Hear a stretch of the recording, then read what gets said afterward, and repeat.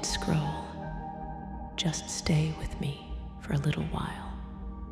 I know letting go isn't easy, especially when you've built your whole world around someone, and suddenly they're gone. It doesn't happen all at once. It's slow, subtle. Some nights, it feels like you've finally moved on. And then one random song, one old message, pulls you right back into the past. That's okay. That's how letting go really works. It's not a clean break. It's a quiet unraveling. People like to talk about moving on like it's a finish line. But no one tells you that grief comes in waves. One moment you feel strong. The next you're staring at the ceiling, wondering if they ever think about you too. And maybe they don't. But that doesn't make your love any less real. You gave a piece of yourself, not because you were weak, but because you believed in something beautiful. That's what makes you human. Letting go isn't forgetting them. It's remembering without breaking. It's hearing their name and not feeling your chest tighten. It's deleting old pictures, not out of anger, but out of peace. It's realizing that closure isn't a conversation. It's a quiet decision you make in your own heart. You start by deleting their messages. Then you stop checking if they've viewed your story. Then one day, you realize it's been a week and you haven't thought of them at all. That's how it happens. Not in a single moment, but in hundreds of small, invisible ones. You miss how it felt, the warmth, the laughter, the safety. You don't just miss the person.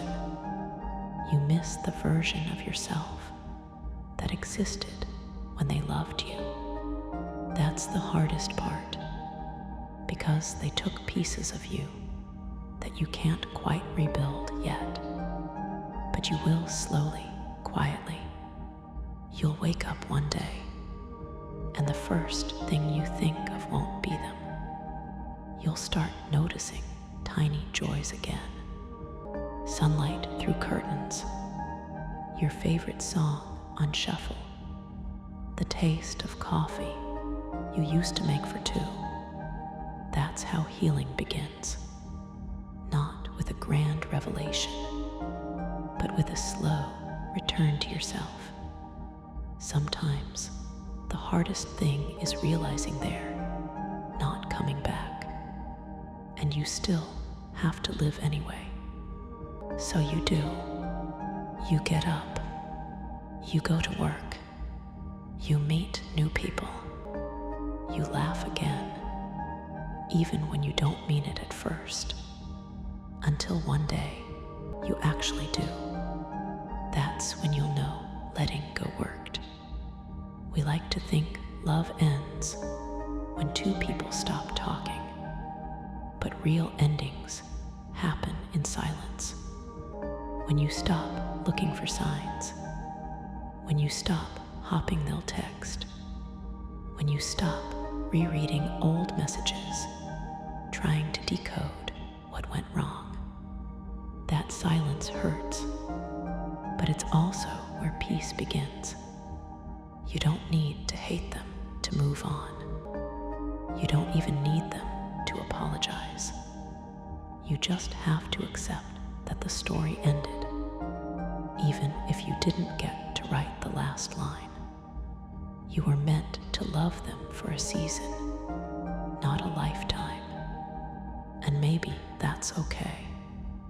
Maybe their role was to teach you something you couldn't learn any other way, to show you how deeply you can feel, how much you can give, and how strong you can be after breaking. Letting go isn't giving up. It's giving yourself permission to live again, to feel joy without guilt, to laugh without remembering, to look forward without looking back. You won't wake up one morning suddenly healed. It doesn't work like that. But each day, you'll feel a little lighter. Each night, you'll cry a little less. Until one day, you realize the weight you've been carrying isn't there anymore.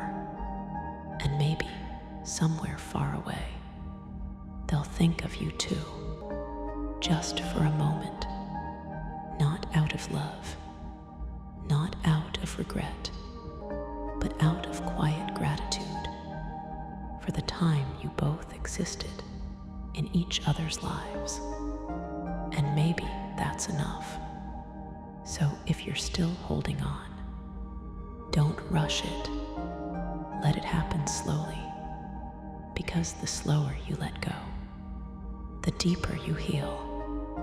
You'll love again, and next time, it will feel lighter, softer, wiser. Until then, just breathe. You're doing fine.